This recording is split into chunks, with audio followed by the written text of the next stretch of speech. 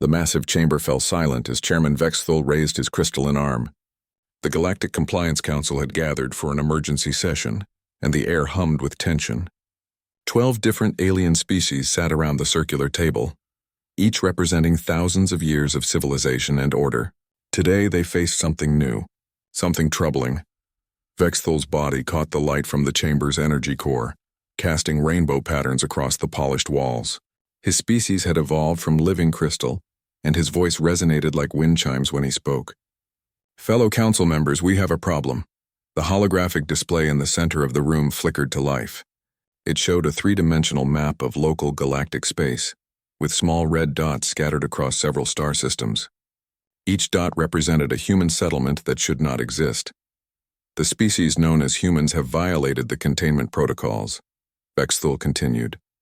"They were restricted to their home system of Sol and 3 designated colony worlds. Instead, they have established unauthorized settlements on 17 different planets." Council member Thraxon leaned forward on his 6 legs. His insect-like face clicked with disapproval. "This is impossible. No species defies containment. The humans were clearly informed of their boundaries when we made first contact." "Indeed they were," said Council member Yorth, her blue-scaled head nodding slowly. "We followed standard procedure. We explained galactic law. We offered them membership in the council system if they proved themselves worthy over time. We gave them clear guidelines." The display zoomed in on one particular system. "This is the colony they call New Sarajevo," Vexthul explained. "Our long-range sensors show a population of nearly 50,000 humans. They have built cities, established mining operations, and even started terraforming the atmosphere." Council member Dokran's tentacles writhed in agitation. How did they even find these worlds? Their technology should not allow for such rapid expansion. "That is another concern," Vexthul admitted. "Their technological advancement has exceeded our projections. They appear to have developed faster than light communication and improved their ship design significantly." The youngest council member, Zix Ara, spoke for the first time. Her species was known for their logic and analysis. "Perhaps they simply misunderstood our instructions. Many new species require time to fully comprehend galactic law. We considered that possibility," Vexthul replied. "We sent 3 diplomatic missions to remind them of the containment protocols. Each time, the humans acknowledged our messages but continued their expansion activities." The chamber erupted in shocked murmurs. Never in the Council's 10,000-year history had a species been so openly dismissive of their authority. The Council had brought order to thousands of civilizations.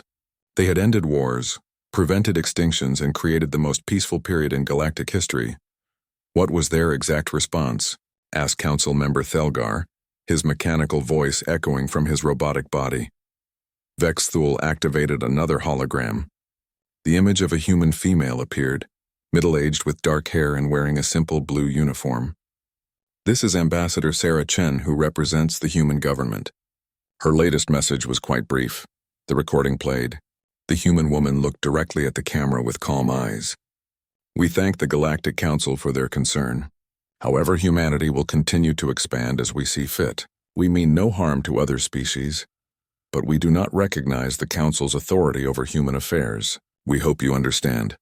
The silence that followed was deafening. Council member Vorlak's gas-filled environment suit hissed as he breathed rapidly. "She said they do not recognize our authority?" "Those were her exact words," Vexthul confirmed. "This is unprecedented," Thraxon clicked. "In all our recorded history, no species has ever refused to acknowledge Council authority after proper notification." Council member Yorth stood up, her massive form casting shadows across the table. "They must be made to understand. Send the enforcement fleet to their newest colony. A show of force will remind them of their place in the galactic order." "Wait," said Zixara. "Should we not try one more diplomatic approach? Perhaps if we sent a larger delegation, showed them the benefits of compliance." "No," Vexthul said firmly. "We have already shown more patience than protocol requires. The humans have been given every opportunity to comply voluntarily. They have chosen defiance." He activated the chamber's communication system. "Admiral Cordeth, please report to Council chambers immediately." Within minutes, a tall, silver-skinned being entered the room. Admiral Cordeth had commanded the Council's enforcement fleet for over 3 centuries. His species was known for their military precision and loyalty to order. "Admiral," Vexthul began, "you are to take Battle Group Terminus to the human colony designated as New Sarajevo.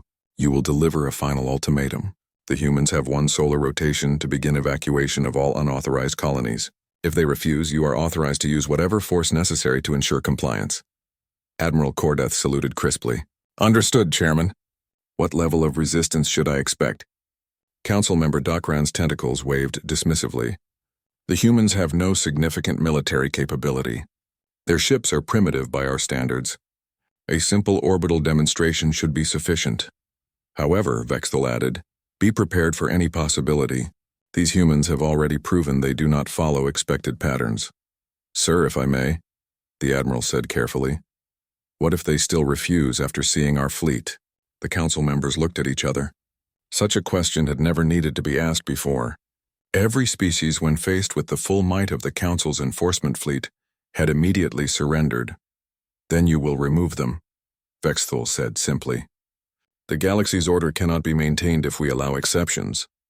If word spreads that humans can defy the Council without consequences, other species might attempt similar defiance." Admiral Cordeth nodded. "I will depart within the hour." As the Admiral left, the Council members sat in uncomfortable silence. Finally, Council member Thelgar spoke. "Are we certain this is necessary?" The humans seem to be peaceful. They have not attacked any Council species or interfered with established colonies. "That is not the point," Vexthul replied. "Law is law. Order is order.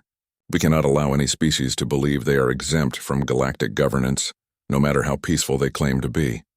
Council member Yorth agreed. "The humans must learn that there are consequences for defiance. Once they see our fleet, they will understand the futility of resistance."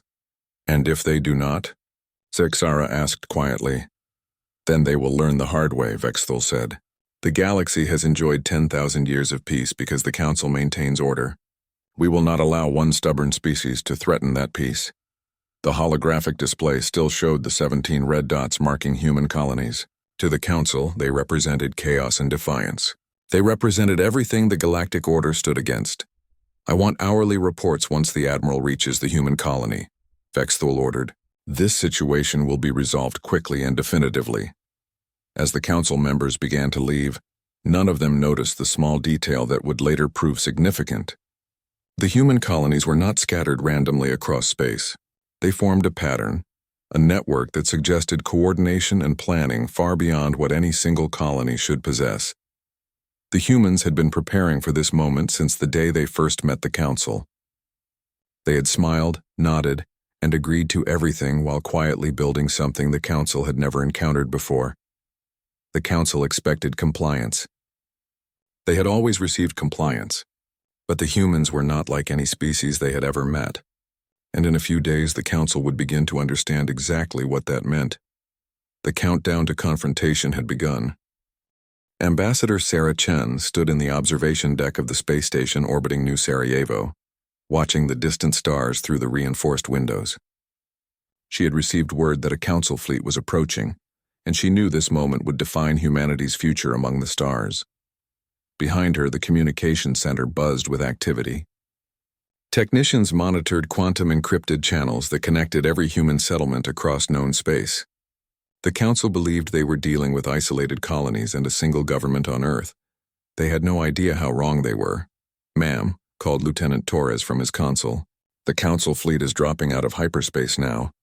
Admiral Cordeth is requesting immediate communication." Sarah turned away from the window and walked to the center of the room. She had been chosen for this role not by any government, but by a vote of representatives from every human settlement, corporation, and independent group in space. She represented something the Council had never encountered, a species that governed itself through organized chaos. "Put him through," she said calmly. The holographic projector activated, showing the tall, silver-skinned figure of Admiral Cordeth.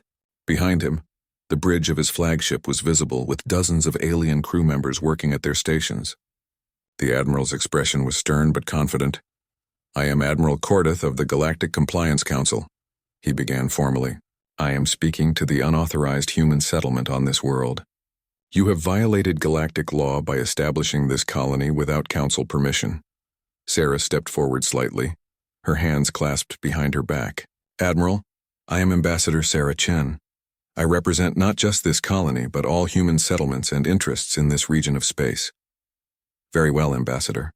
You are hereby ordered to begin immediate evacuation of this world and all other unauthorized colonies. You have 24 standard hours to comply. Failure to do so will result in enforcement action." The communication room fell silent. Every technician and officer watched Sarah's face, waiting for her response. Through the quantum channels, millions of humans across dozens of worlds were listening to this conversation. Sarah smiled slightly. "Admiral, we appreciate your concern for galactic order. However, I must respectfully decline your ultimatum." Admiral Cordeth's expression remained unchanged, but Sarah could see confusion in his eyes. "Ambassador, perhaps you do not understand the situation. I have brought 50 ships of the line, including 3 dreadnoughts. Your entire settlement could be evacuated to safety if you cooperate." "I understand perfectly, Admiral," Sarah replied. "But humanity does not recognize the Council's authority over human affairs. We will not be evacuating our colonies." The alien admiral leaned forward slightly. "Ambassador, I think you misunderstand the consequences of defiance. The Council has maintained galactic peace for 10,000 years. No species has ever successfully resisted Council authority." Sarah's smile faded, but her voice remained calm. "Admiral, I think you misunderstand humanity. We are not like the other species you have encountered." Behind the Admiral, Sarah could see other alien officers whispering to each other. Their body language suggested confusion and disbelief. This was clearly not how these conversations usually proceeded. "Ambassador," Admiral Cordeth said, his voice taking on a harder edge, "I am offering you one final opportunity to comply peacefully. Order your people to begin evacuation procedures immediately." "No," Sarah said simply. The word hung in the air like a challenge. Admiral Cordeth stared at her for several seconds, as if he could not believe what he had heard.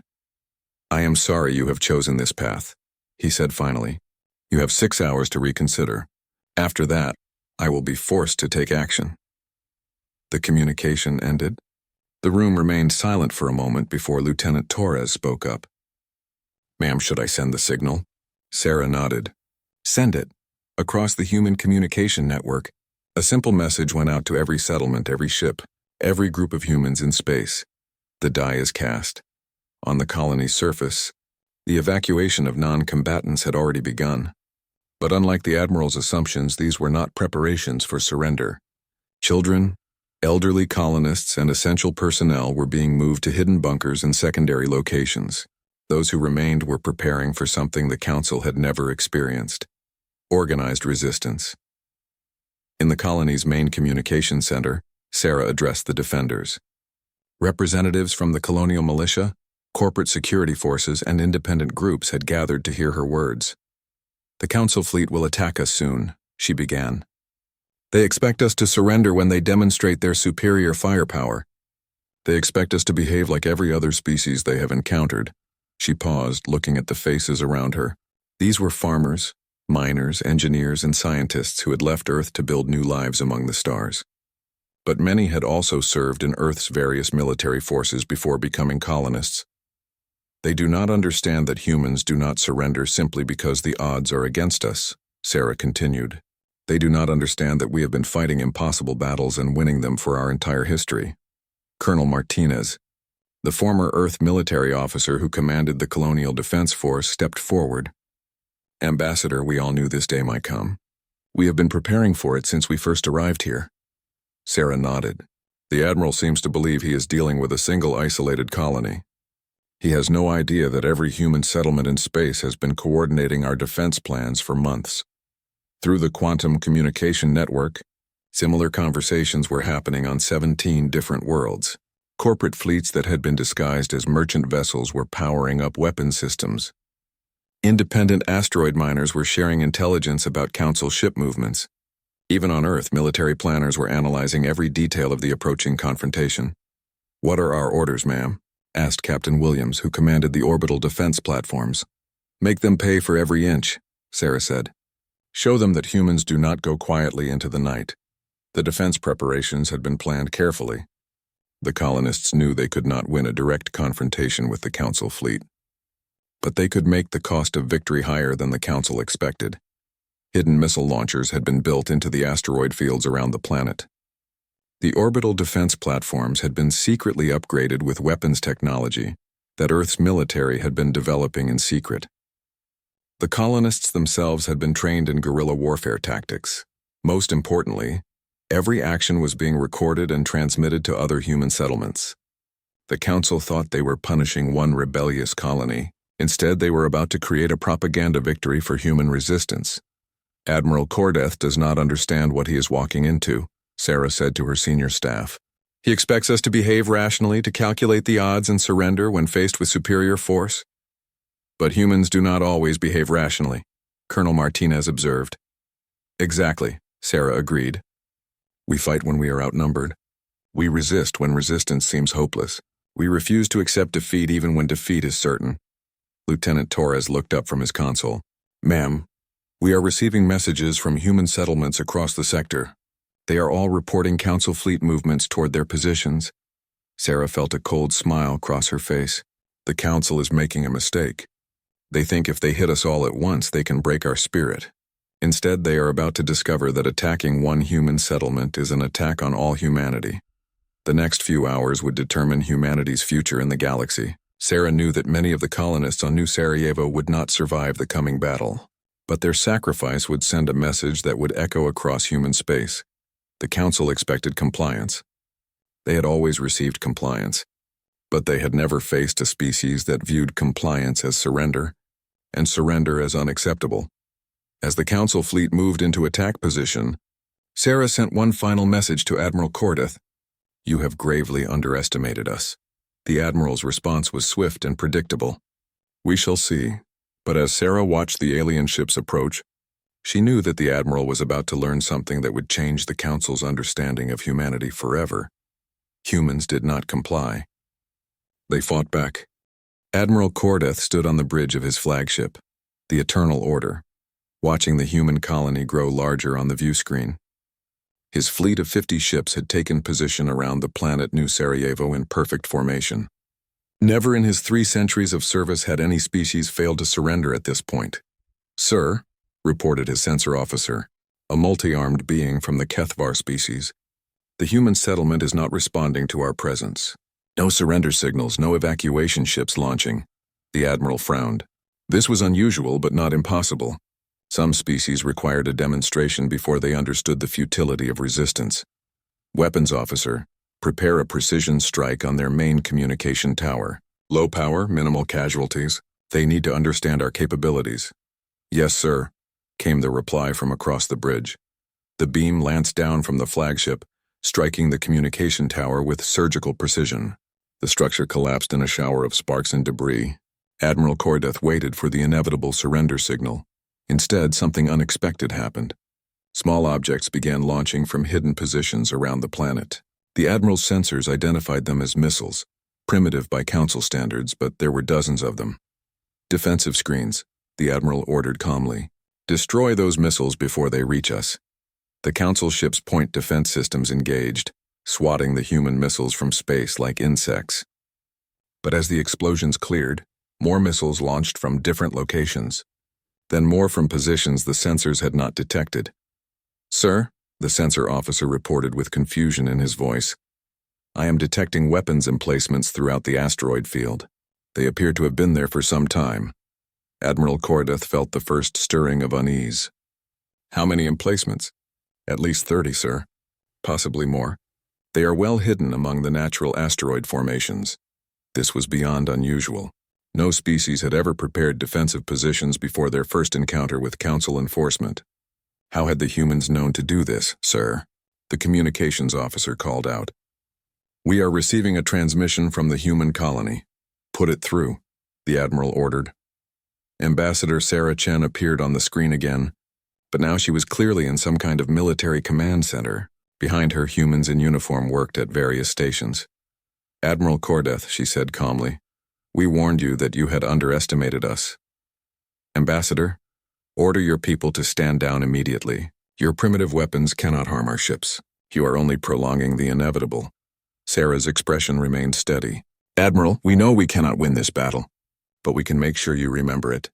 The transmission ended, Admiral Cordeth stared at the blank screen, trying to understand what he had just heard.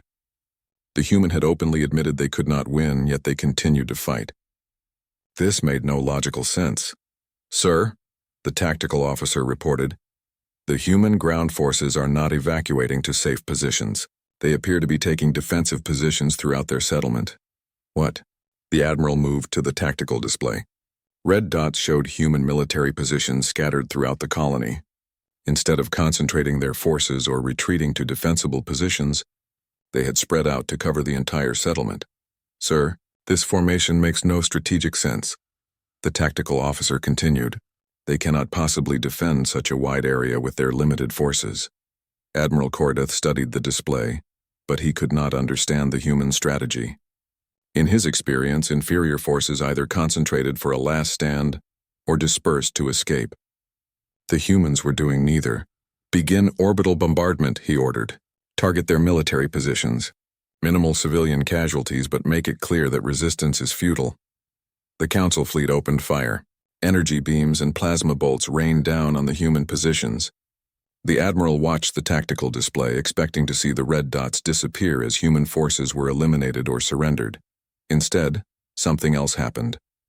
As soon as a position was destroyed, humans appeared in new locations. They seemed to be moving through underground tunnels that the orbital sensors could not detect. "Sir," the communications officer called out, "we are intercepting human radio transmissions." "Let me hear them," the admiral ordered. The bridge speakers crackled with human voices speaking in their primitive language. The translation software worked quickly to convert the words. "Echo team, fall back to position 7. They got our bunker." "Copy that. Delta team is moving to support. This is Charlie Leader. We lost Martinez, but we took out their landing craft." Admiral Cordeth realized with growing alarm that the humans had landed a shuttle on the planet's surface. "Report, who authorized a landing?" "Sir," the tactical officer replied. "Scout Wing 7 reported mechanical problems and requested permission to land for repairs. We granted it as per standard procedure." "Where is that shuttle now?" There was a pause as the officer checked his instruments. "Sir, I cannot locate Scout Wing 7. Their transponder appears to be offline." More human voices came through the speakers. "Nice work on that shuttle, people. Strip everything useful and get back to your positions. They are not expecting ground resistance. We can make them pay for every meter they take. Remember, make them work for it. Every casualty they take makes this worth it." Admiral Cordeth felt something he had not experienced in centuries. Confusion mixed with a growing sense of dread. The humans were not fighting to win. They were fighting to inflict maximum casualties on his forces. "Sir," the sensor officer reported, "I am detecting additional human activity. Small craft are launching from hidden bays throughout the asteroid field. Destroy them," the admiral ordered. But the human craft did not behave like normal ships. Instead of fleeing or attacking in formation, they scattered in all directions. Some headed directly toward Council ships in apparent suicide runs. Others disappeared among the asteroids only to reappear and launch quick attacks before vanishing again. "Sir, these humans fight like no species we have encountered," the tactical officer observed. "They do not seem to care about preserving their own lives."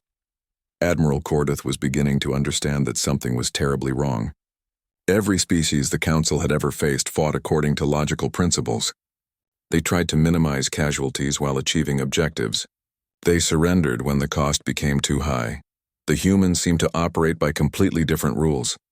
"Sir," the communications officer interrupted, "we are receiving another transmission from the human colony." Ambassador Chen appeared on screen again.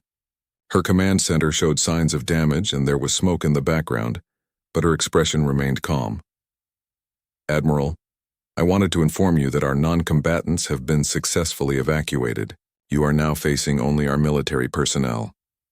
Ambassador, order your forces to surrender. This senseless violence serves no purpose. On the contrary, Admiral, every minute you spend here, every ship you lose, every casualty you take, sends a message to every human settlement in the galaxy. You wanted to make an example of us. Instead, we are making an example of you." The transmission ended, leaving Admiral Cordeth staring at a blank screen. For the first time in his military career, he was facing an enemy that welcomed death if it served their larger purpose. "Sir," the tactical officer reported grimly, "we have lost 3 fighters and taken damage to 2 frigates. The humans are using improvised explosive devices and guerrilla tactics. They are not fighting like a regular military force. Because they are not a regular military force, the Admiral realized. They are fighting like... He paused, searching for the right word. In all his study of galactic military history, he had never encountered anything like this. They are fighting like predators. Sir? The tactical officer finished quietly. The word hung in the air like a curse. Every species in the galaxy had evolved beyond their predatory instincts before achieving spaceflight. It was considered a basic requirement for civilization, but the humans had reached the stars while still retaining their predatory nature. And now they were using those instincts against the Council. Admiral Cordeth looked at the tactical display showing his fleet surrounding the human colony. He had 50 ships against a few thousand humans on a single planet. By every logical calculation, this should have been finished hours ago. Instead, he found himself wondering for the first time in his career, what exactly had the Council awakened? The battle for New Sarajevo continued, but Admiral Cordeth was beginning to suspect that even if he won, the Council had already lost something much more important.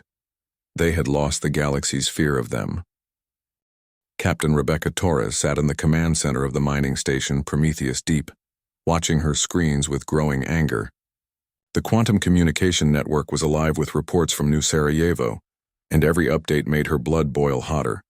They killed Martinez, she said to her crew. Colonel Martinez died holding Position 7 so the civilians could escape. Around her, the rough men and women who worked the asteroid mines fell silent. Many of them had served in various military forces before taking jobs in space. They knew Martinez's reputation from the old days on Earth. "Captain," asked her second-in-command, "what are our orders?" Rebecca looked at the tactical display showing Council ships moving through nearby systems. 3 Council battle groups were heading toward human settlements, clearly planning to repeat their attack on New Sarajevo across multiple worlds. "Our orders," she said quietly, "are to make them pay." The mining station Prometheus Deep was officially a commercial operation, extracting rare metals from asteroid fields. But like many human operations in space, it had been designed with dual purposes. The massive mining ships could be converted to warships. The industrial fabricators could produce weapons. The miners themselves were experienced with explosives and dangerous work. "Jackson," Rebecca called to her communications officer, "send the activation signal to all mining operations in this sector. Code Black." Jackson's fingers flew over his console. Throughout the asteroid belt, hidden transmitters activated. Mining ships began loading different kinds of cargo. Industrial fabricators started producing military equipment instead of consumer goods.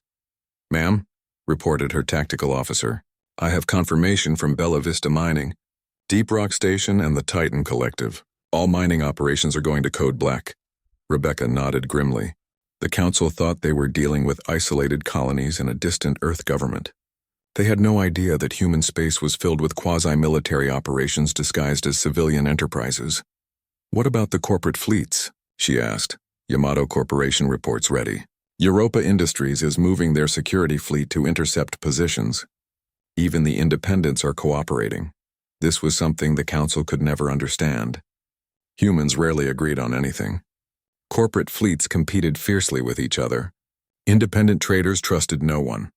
But when faced with an external threat, humans had a tendency to put aside their differences. "Captain," Jackson called out, "incoming transmission from Admiral Morrison of the Terra Nova Defense Force." The screen showed a weathered man in an Earth military uniform. Admiral Morrison commanded the largest human military force outside of Earth's solar system.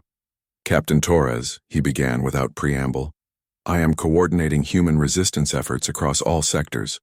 Your mining operations are now designated as Irregular Fleet 7. "Understood, sir. What are our targets?" "Council supply lines. They have never faced organized resistance before, so their logistics are vulnerable. Hit their supply convoys, their communication relays, their rear area facilities. Make them understand that nowhere is safe." Rebecca felt a savage grin cross her face. "With pleasure, sir." The transmission ended and Rebecca turned to her crew. "You heard the Admiral. We are no longer miners. We are now pirates." Cheers erupted throughout the command center. These people had left Earth seeking adventure and fortune among the stars. Now they had the chance to fight for humanity's freedom. But the real change was happening in places the Council could not see. On 17 different worlds in dozens of corporate headquarters, and in the hidden meeting places of independent traders, humans were making a decision that would reshape the galaxy. They were choosing to fight. On New Sarajevo, the battle was entering its third day. Admiral Kordeth's forces had finally secured the main colony, but at a cost that shocked the Council fleet. 15 ships had been damaged or destroyed. Hundreds of Council personnel were dead or wounded. And small groups of humans were still conducting guerrilla operations across the planet. But more importantly, every moment of the battle had been recorded and transmitted to human settlements across the galaxy. "Look at this," said Marcus Webb, captain of the independent trader ship Lucky Strike.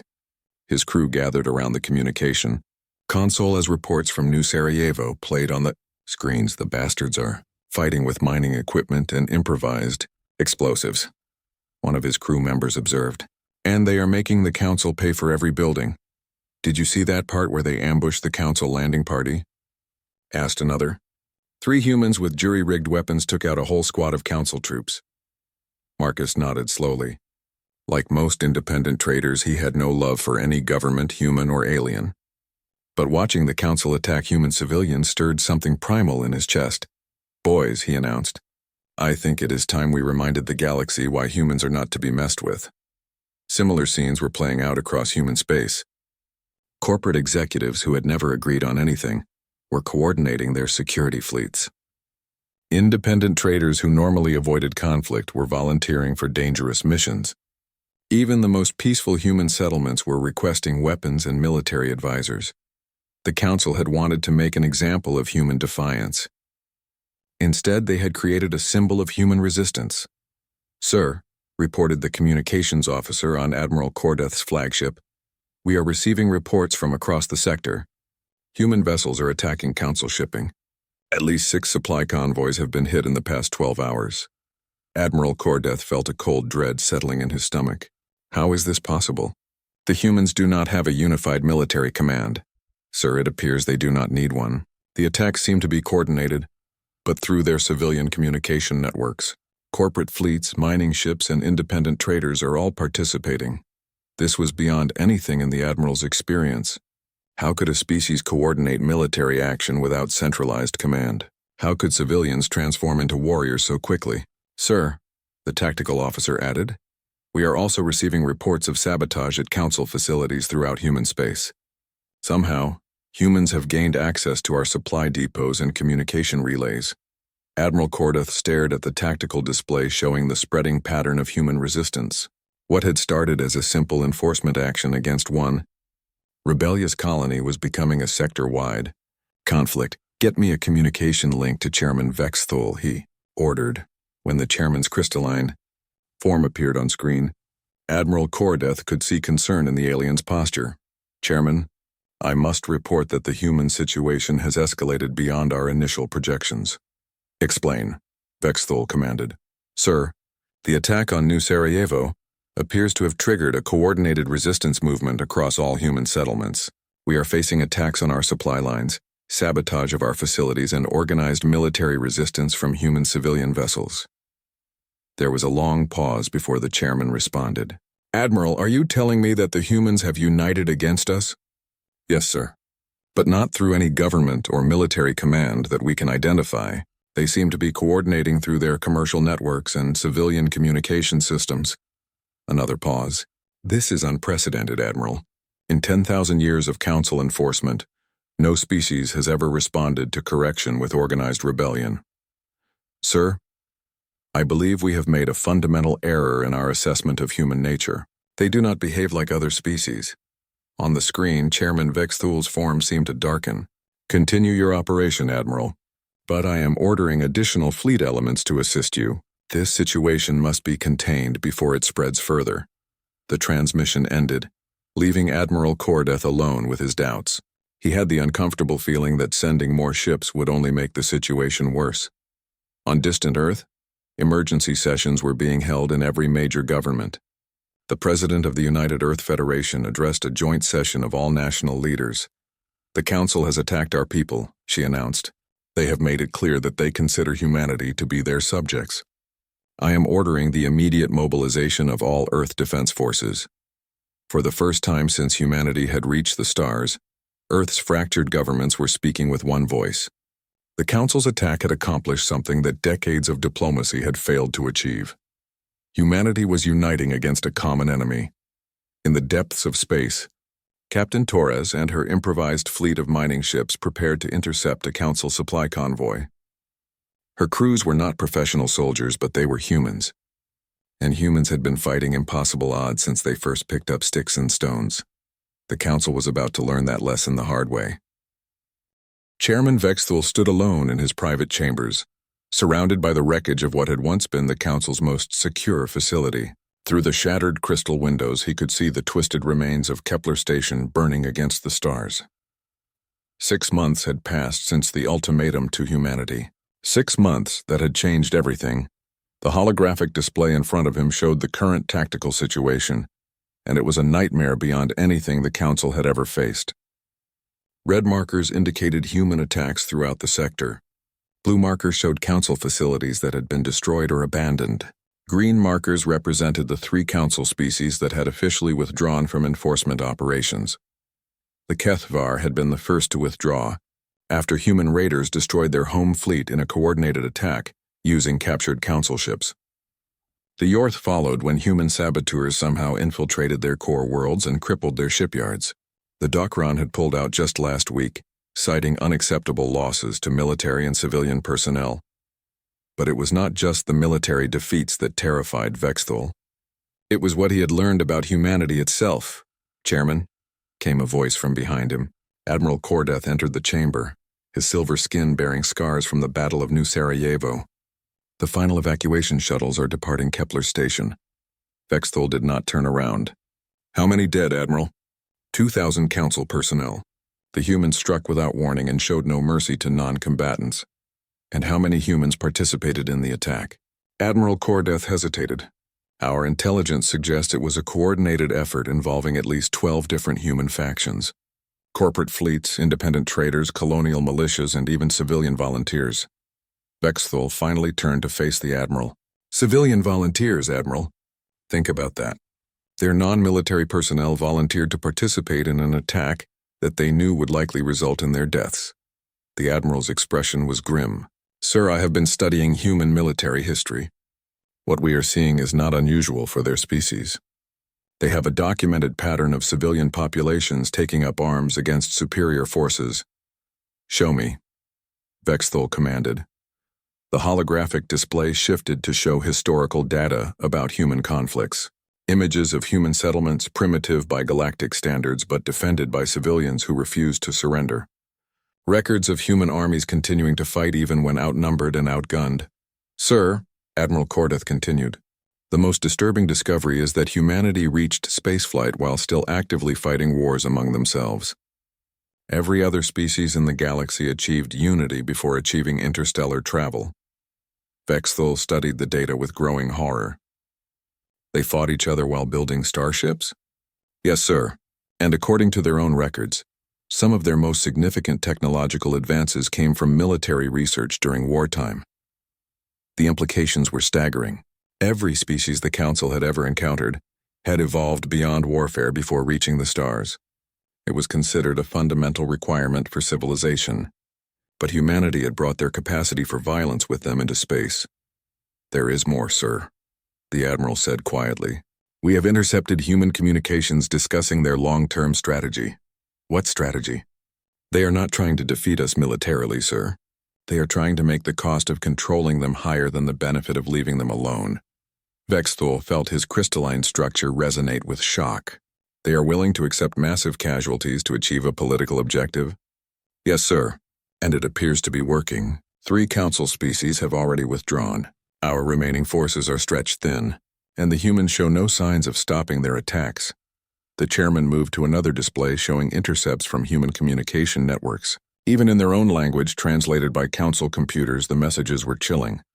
"Strike Package 7 successful. Council Depot at Rigel Prime destroyed. Estimated human casualties 40%. Proceeding to secondary target. This is Independence Station. We are under Council attack. Do not attempt rescue. Make them pay for what they take." Corporate Fleet Gamma reporting. "Council supply convoy eliminated. No survivors on our side, but mission accomplished. Admiral, Vexthul said slowly, these messages suggest that humans are willing to accept the complete destruction of their forces if it accomplishes their objectives. That appears to be correct. Sir? Vexthul moved to his personal archive, a secure database that contained the most sensitive council information. With shaking appendages, he activated a file that had been classified for millennia. Admiral, what I am about to show you is known only to Council Chairman. It contains our species' analysis of the most dangerous civilizations in galactic history. The display showed a list of extinct species, each marked with details about their destruction. Most had been eliminated by natural disasters or resource depletion, but a few showed a different pattern. The Vraktar civilization, Vexthul said, pointing to one entry. They achieved spaceflight 3 million years ago.